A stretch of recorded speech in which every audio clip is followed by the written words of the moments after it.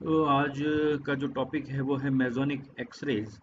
और एक्सरेज तो आपने पढ़ रखा है, लेकिन एक नया शब्द जो है मेसोनिक एक्सरेज। वैसे आपने इलेक्ट्रॉनिक ट्रांजिशन के थ्रू एक्सरेज पढ़ रखा है। अब हम एक नई टेक्निक का यूज़ लेते हुए न्यूक्लियस की साइज को डिटरमाइन करेंगे। आपको जो है पिछले क्लासेस में मैंने बताया था कि जो इलेक्ट्रॉन है, फास्ट मूविंग इलेक्ट्रॉन या हाई एनर्जी का इलेक्ट्रॉन है, उसकी स्कैटरिंग से जो हॉपस्टड है उसने न्यूक्लियस की साइज का डिटर्मिनेशन किया था।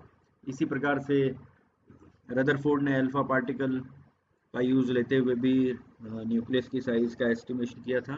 तो एक और मेथड है हमारे पास, मेसोनिक एक्सरेज की एनर्जी या बाइंडिंग एनर्जी के द्वारा हम न्यूक्लियस की साइज का अंदाज़ा या उसकी जो एस्टिमेशन है वो कर सकते हैं।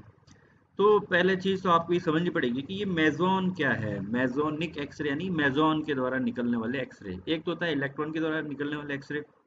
इलेक्ट्रॉन क्या होता है, दो अलग अलग एनर्जी लेवल में जब ट्रांजिशन होता है तो एक्सरे निकलता है। लेकिन वो जो इलेक्ट्रॉन है वो कौन से इलेक्ट्रॉन होने चाहिए, वो इनर मोस्ट इलेक्ट्रॉन यानी कि जो बाउंड इलेक्ट्रॉन है उसमें जब ट्रांजिशन होता है तो एक्सरेज निकलती है, जो कि बहुत स्मॉल वेवलेंथ की किरणें होती है, इलेक्ट्रोमैग्नेटिक रेडिएशंस होते हैं। तो ये मेसोन बेसिकली क्या है, देखो समझ लीजिए, मान लीजिए कोई ये आपके पास क्या है, ये न्यूक्लियस है। तो आपके इस न्यूक्लियस के अंदर आपने पढ़ रखा है कि कौन कौन से पार्टिकल होते हैं। न्यूट्रॉन होते हैं, प्रोटॉन होते हैं, है ना। लेकिन कुछ और पार्टिकल्स भी होते हैं। ये पार्टिकल कौन कौन से हो सकते हैं, न्यूट्रॉन प्रोटॉन के अलावा भी होते हैं, जैसे कि आपका मेसोन है ना। पाई मेसोन है या म्यू मेसोन है, लेप्टॉन है, हेड्रॉन्स है, कई सारे इसमें पार्टिकल्स होते हैं जिनको कि एलिमेंट्री पार्टिकल्स भी कहते हैं। कुछ बड़े पार्टिकल्स भी होते हैं, कुछ न्यूट्रॉन प्रोटॉन से भी बड़े पार्टिकल्स होते हैं। तो ये सब हम जो है आपकी आगे आने वाले लेक्चर्स में हम इनको पढ़ेंगे। फिलहाल आपको बस ये देखना है कि मेसोन का यूज़ लेते हुए हमें न्यूक्लियस की साइज का एस्टिमेशन करना है। तो मेसोन बेसिकली क्या चीज़ है, तो आपको ये इक्वेशन समझनी पड़ेगी कि जब आप किसी न्यूक्लियस पर हाई एनर्जी पार्टिकल का बम्बार्डमेंट करते हैं, चाहे वो फोटॉन्स हो या कोई और प्रकार का पार्टिकल हो, तो उसके कारण क्या होता है, पाई मेसॉन्स का एमिशन होता है। पाई मेसॉन में पाई प्लस पाई माइनस, ये टारगेट न्यूक्लियस से क्या होता है, एमिट होता है। और जब ये पाई मेसॉन जो है ये न्यूक्लियस से एमिट होने के बाद में न्यूक्लियस से रिपल होते हैं, जब रिपल्शन होता है इनका, तो ये फिर से टूट जाते हैं और ये म्यून्स सॉरी, ये जो है म्यू मेसॉन्स में टूट जाते हैं। तो देखो पहले पाई प्लस मेसॉन जो है वो टूटेगा म्यू प्लस में, और साथ में आपको एक न्यूट्रॉन मिलेगा। ये रिएक्शन कितनी जल्दी हो रही है, 0.02 माइक्रो सेकेंड में। लेकिन जब ये म्यू प्लस मेसॉन ये वापस जब टूटेगा पॉजिट्रॉन में, एंटी न्यूट्रिनो और न्यूट्रिनो में, तो आपको जो देखो रिलेटिवली बहुत ज़्यादा टाइम लग रहा है, 2.15 माइक्रो सेकेंड, है ना। तो ये इस रिएक्शन से हमें क्या मिल गया है, इस रिएक्शन से ये जो हमें मिला है बेसिकली म्यू प्लस मेसॉन कहें या म्यू मेसॉन कहें, इसका हमें यूज़ लेना है ना। जिस प्रकार से ये रिएक्शन चल रही है आपकी, म्यू प्लस टूटेगा E plus mu neutrino anti neutrino में, उसी प्रकार से म्यू माइनस मेसॉन के लिए भी यही रिएक्शन रहेगी। अब आप जैसे कि देखें, म्यू एम म्यू यानी कि मास ऑफ म्यून वो कितना है, वो मास ऑफ इलेक्ट्रॉन से 207 यानी 207 गुना ज़्यादा है। और साथ में क्या है कि इसके पास चार्ज इलेक्ट्रॉन के चार्ज के बराबर है, लेकिन मास जो है वो 207 टाइम्स है इलेक्ट्रॉन के मास के। तो इसलिए इसका दूसरा नाम है हैवी इलेक्ट्रॉन। इसका जो दूसरा नाम है वो क्या है, हैवी इलेक्ट्रॉन। तो इस हैवी इलेक्ट्रॉन को यूज लेते हुए हम एक्सरेज के एमिशंस को एनालिसिस करेंगे, और उसकी एनालिसिस से हम देखेंगे कि न्यूक्लियस की साइज क्या है। तो आगे चलते हैं। तो जैसा कि आपको समझ में आ ही गया है कि ये जो इनका जो मास का रेशियो 1/207 टाइम्स है, या 207 टाइम्स ज़्यादा मास है इलेक्ट्रॉन से मेसॉन से। तो देखिए, जब एक म्यू माइनस मेसॉन की बीम किसी मैटर से पास होती है, तो वो क्या करता है, उसको कैप्चर करता है। अब कैप्चर हर एक ऑर्बिट्स में तो होगा नहीं, सिर्फ वही ऑर्बिट इस मेसॉन को कैप्चर करेंगे जहां पर इसके कैप्चर होने की संभावना होती है। जैसे कि इलेक्ट्रॉन लाइक ऑर्बिट्स होता है, जैसे इलेक्ट्रॉन जिसमें कैप्चर हो जाएंगे वही ऑर्बिट एग्जिस्ट करते हैं, उसी प्रकार से मेसॉन्स के लिए भी पर्टिकुलर, क्योंकि इसका मास ज़्यादा है ना, लेकिन इसकी चार्ज तो नेगेटिव भले ही, लेकिन मास इसका बहुत ज़्यादा है, तो इसके लिए पर्टिकुलर ऑर्बिट होंगे, उसी ऑर्बिट में ये कैप्चर होंगे। तो they are captured by electron like orbit by the nucleus, ठीक है। और जब ये कैप्चर हो जाते हैं तो इस एटम को हम क्या कहते हैं, म्यूनिक एटम। इसका क्या नाम हो जाएगा, म्यूनिक एटम।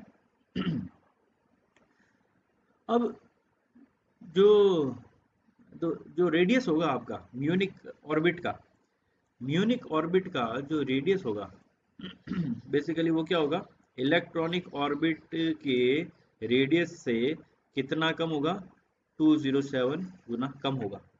देखो यही इंटरेस्टिंग चीज है इस टॉपिक के अंदर, कि इसका मास ज्यादा होने के कारण इसका ऑर्बिट बहुत छोटा हो गया। और कितना छोटा हो गया, 207 गुना। एक न्यूक्लियर, एक इलेक्ट्रॉन का ऑर्बिट जो है वो न्यूक्लियर, जैसे सबसे पहला ऑर्बिट कौन सा है इलेक्ट्रॉन का, के शेल, जो के ऑर्बिट है, उससे भी 207 गुना छोटा ऑर्बिट होगा अगर म्यून का होगा तो आप सोचो ये इतना छोटा है, तो ये कहाँ लाई करेगा, कहाँ एग्जिस्ट करेगा, तो इन जनरल ये न्यूक्लियस के अंदर ही लाई करेगा। समझ में आ रही है, क्योंकि देखो बहुत छोटा है ना, और न्यूक्लियस की साइज, जैसे मान लीजिए ये आपका न्यूक्लियस है, ठीक है, तो इस न्यूक्लियस के जो ये आसपास वाला जो ऑर्बिट जिसको हम कहते हैं के ऑर्बिट, अब इससे 207 गुना छोटा, तो ये कहाँ होगा, इसके अंदर ही होगा कहीं, इसके अंदर कहीं होगा, है ना। तो यही इसकी खासियत है, इसलिए हम इस एटम्स म्यून को चूज कर रहे हैं न्यूक्लियस की साइज डिटरमिनेशन करने के लिए।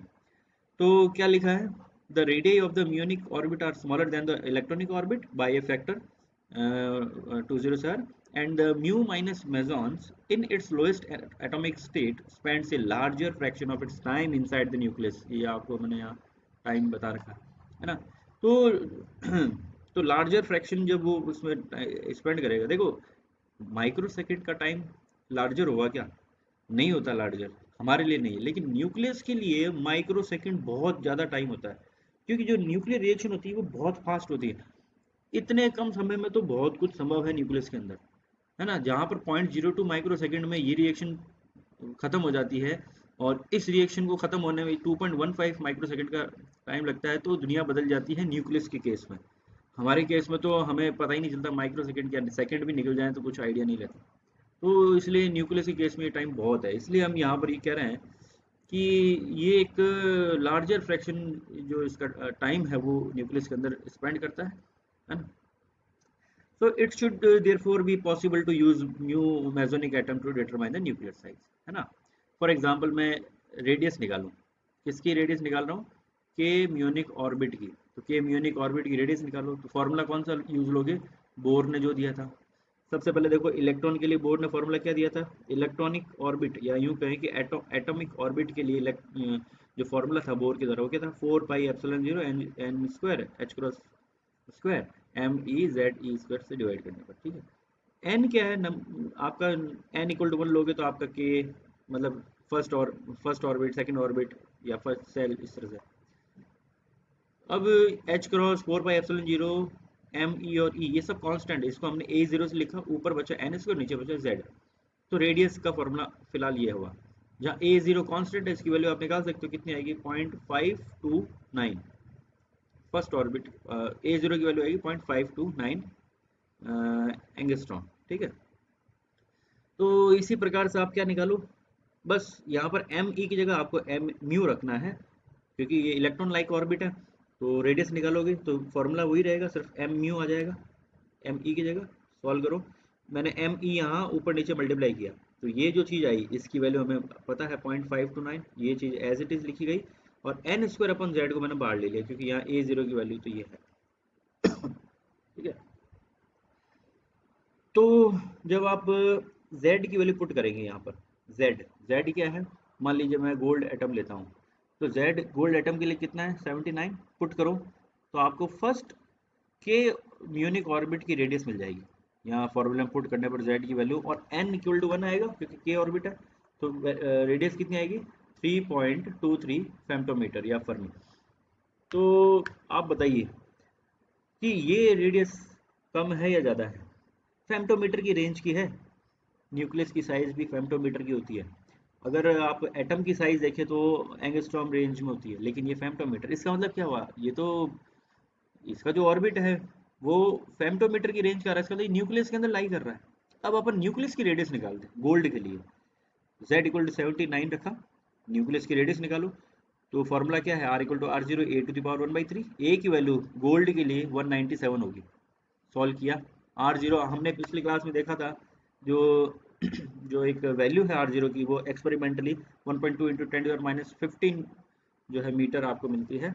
इसको पुट करो, सॉल्व करो, तो ये 7 फेम्टोमीटर आ रहा है। बड़ा आश्चर्य का सवाल हो गया कि जो गोल्ड है उसका जो न्यूक्लियस है उसकी साइज है 7 फेम्टोमीटर, और जो म्यूऑन ऑर्बिट है उसकी साइज है 3.23 फेम्टोमीटर, यानी ये इसकी लगभग आधी है। तो संभावना क्या है? संभावना ये है कि ये न्यूक्लियस के अंदर ही लाई करता हुआ आपको मिलेगा, है ना? दस के Munich orbit lies inside the nucleus. और या यूं कहें कि इसका अधिकतर जो ऑर्बिट का अधिकतर जो फ्रैक्शन है, larger fraction of its lowest atomic state के shell is lies inside the nucleus, and जो टाइम है वो भी काफ़ी आपको मिलेगा। So it should therefore be possible to use mu mesonic atom to determine the nuclear size. ये चीज़ मैंने आपको अभी बताई थोड़ी देर पहले। अब आप क्या करो, इसकी एनर्जी निकालिए। देखिए ये है मेन चीज़, क्योंकि ये एनर्जी बेसिकली क्या है? एक इलेक्ट्रॉन जो है उसके लिए आप एनर्जी निकालते हो बोर थ्योरी को यूज लेते हुए, तो ये एनर्जी आपको मिलती है इलेक्ट्रॉन के लिए। तो आप क्या करो, म्यू माइनस के लिए भी इसी फॉर्मूले का यूज लेते हुए एम ई की जगह एम म्यू रखो और उसको पुट करो। तो आपको जो एनर्जी मिलेगी गोल्ड एटम के लिए वो मिलेगी माइनस का 17.6 मेगा इलेक्ट्रॉन वोल्ट। देखिए के ऑर्बिट, के ऑर्बिट की एनर्जी माइनस का 17.6, इलेक्ट्रॉन के लिए के ऑर्बिट की एनर्जी कितनी होती है? माइनस का 13.6, है ना? तो ये जो एनर्जी आपको मिल रही है ये क्या है? ज़्यादा है। तो इक्वेशन 4 से एक चीज़ क्लियर हो रही है कि जो एनर्जी का जो डिफरेंस है के ऑर्बिट और उसके ऊपर वाले ऑर्बिट्स के अंदर कितना है? माइनस का 17.6। इतनी हाई एनर्जी या इतनी ज़्यादा एनर्जी का जब डिफरेंस होता है, तो जब ट्रांजिशन होता है, तो जब लेवल्स के बीच जो ट्रांजिशन होता है, एक लेवल से दूसरे लेवल में जब ट्रांजिशन होता है, तो वो ट्रांजिशन बेसिकली आपको किस फॉर्म में मिलेगा? एक्स रेज की फॉर्म में मिलेगा। समझ में आ गई होगी आपको, है ना?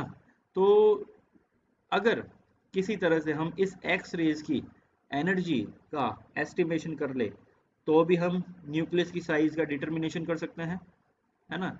या उसकी बाइंडिंग एनर्जी का डिटर्मिनेशन कर सकते हैं। तो बाइंडिंग एनर्जी का जब डिटर्मिनेशन हो जाता है, तो हमारे पास कुछ टूल्स हैं, मैथमेटिकल टूल्स, थियोरेटिकल फिजिक्स के अंदर, जिसके अंदर हम इस जो प्रैक्टिकल रिजल्ट्स है इसको हम बेस्ट फिट करते हैं वहाँ ग्राफ्स के माध्यम से, और रेडियस जो है एस्टिमेट की जाती है। तो बेसिकली हमें करना यही है, हम इस एनर्जी का एस्टिमेट करते हैं, और इस एनर्जी का एस्टिमेट करके हम उसको ग्राफ में फिट करते हैं, तो जो हमारे रिजल्ट मिलते हैं थियोरेटिकली, वो हमें ये बताता है कि जो रेडियस है वो कितनी होनी चाहिए। तो ये जो एक्सपेरिमेंट किया गया था मेसोनिक्स एक्सरेज के लिए, तो ये सबसे पहले किया था फिच एंड रेन वाटर, ये साइंटिस्ट है, 1953 में एक्सपेरिमेंट किया गया था। और उन्होंने सेंटिलेशन काउंटर को यूज़ लिया था डिटेक्ट करने के लिए एक्स किरणों की एनर्जी और अदरवाइज जो उसकी बाइंडिंग एनर्जी उसको निकालने के लिए। तो रिजल्ट्स क्या है? From the measurement of the energy of X ray it is possible to estimate the binding energy. अभी मैंने जैसा आपको बताया कि जो बाइंडिंग एनर्जी है, इस बाइंडिंग एनर्जी को जब आप निकाल लेते हो म्यूऑन के डिफरेंट ऑर्बिट्स के लिए, तो बाइंडिंग एनर्जी जो है उसके थ्रू हम उसका रेडियस निकाल सकते हैं। So, however, the binding energy in a particular orbit may be reduced if the nuclear charge is spread uniformly over a finite region. अभी मैंने आपको बताया कि जैसे इसका क्योंकि जो न्यूक्लियस है, मान लीजिए जो न्यूक्लियस है, ये इसका जो शेप है, पिछली क्लास में बताया था, फिक्स नहीं है इसका शेप। फिक्स नहीं है तो उसका जो चार्ज डिस्ट्रीब्यूशन खुद का वो कहीं ना कहीं बाहर के इलेक्ट्रॉनिक ऑर्बिट्स पर भी प्रभाव डालता है, तो उसके वेव फंक्शन को प्रभावित करता है बेसिकली, है ना। So the binding energy in a particular orbit में बी रिड्यूस्ड हो सकती है if the nuclear charge is spread. तो न्यूक्लियस चार्ज स्प्रेड, क्योंकि एकदम स्फेयर तो है नहीं, थोड़ा बहुत कहीं बाहर चार्ज स्प्रेड भी होगा कुछ रीजन में, so that A part of the captured Munich wave function lies with in the nucleus. अब ये जो म्यूनिक वेव फंक्शन है, म्यूनिक वेव फंक्शन, जो म्यून हम मान रहे हैं उसके, क्योंकि वो पार्टिकल है तो उसके साथ वेव फंक्शन होगा, वो न्यूक्लियस के अंदर लाई कर रहा है, lies with in the nucleus. तो अब हमारे पास वेव फंक्शन यानी क्वांटम मैकेनिक्स का यूज लेते हुए भी हम इसको निकाल सकते हैं। This can be expected for heavy nucleus, क्योंकि हैवी न्यूक्लियस में ये चीज़ ज़्यादा मिलेगी, लाइट न्यूक्लियस में इतना आपको चार्ज का जो स्प्रेड है वो इतना आपको नहीं मिलेगा। So the reduction in energy from that of a point charge can be theoretically correlated. Theoretically हम इसको फाइंड करेंगे to the mean square radius of the nuclear charge distribution। ठीक है, देखिए ये टॉपिक वैसे अगर मैं आपको डिटेल में पढ़ाता तो ये एक्चुअल में क्या है कि पीजी लेवल का टॉपिक है, इसमें बहुत अच्छी क्वांटम मैकेनिक्स लगती है और ये टॉपिक बहुत लेंदी हो जाता। तो आपके जो ग्रेजुएशन लेवल पर जितना हमें पढ़ना चाहिए उतना ही हमें मैंने यहाँ पर आपको लिखाया है, और इसके रिजल्ट्स को हम सीधा ही लिखेंगे, क्योंकि ये रिजल्ट सारे ग्राफिकल आते हैं, इसको हम बेस्ट फिट करते हैं ग्राफ के माध्यम से। हमारे पास कुछ टूल्स होते हैं, जैसे कि मैंने आपको पिछली बार बताया था हॉफस्टाडर एक्सपेरिमेंट भी हमने वो ग्राफिकल रिजल्ट्स को इनवर्स फूरियर ट्रांसफॉर्मेशन के द्वारा मेजरमेंट करके एक इक्वेशन निकाली थी रो के लिए, है ना, जो जिसको वुड सेक्शन फॉर्मूला या वेरिएशन आपने कहा था। तो ये सब मैथमेटिकल होता है जितना भी न्यूक्लियस का, क्योंकि न्यूक्लियस दिखता ही नहीं है, उसके एक्सपेरिमेंटल रिजल्ट्स को हमें क्या करना पड़ता है, हमें मैथमेटिकल इसको सॉल्व करना पड़ता है। तो जब हम इसको सॉल्व करेंगे तो न्यूक्लियस रेडियस पैरामीटर जो आएगा म्यूनिक एक्सरे के मेजरमेंट से, वो इलेक्ट्रॉन स्कैटरिंग एक्सपेरिमेंट से जो रिजल्ट मिले थे उसके साथ में एग्रीमेंट रखता है, यानी कि उसके रिजल्ट्स और इसके रिजल्ट्स काफ़ी हद तक मैच करते हैं। और कितना मैच करता है, तो यहाँ से आप देख रहे होंगे कि जो रेडियस है न्यूक्लियस की वो है 1.15, और उसमें एरर मार्जिन लेते हुए 0.03 फेम्टोमीटर, यानी कि जो रेडियस आएगी आपकी वो कितनी आ रही है 1.15 फेम्टोमीटर, और उसमें कुछ मार्जिन है। तो ये था हमारा मेसोनिक एक्सरे मेथड, इससे भी हमने न्यूक्लियस की साइज का डिटर्मिनेशन किया है, और जो कि कुछ कुछ रिजल्ट्स वो ही दे रहा है जो इलेक्ट्रॉन स्कैटरिंग एक्सपेरिमेंट से हमें मिले थे। तो आज के लिए हम इतना ही पढ़ेंगे।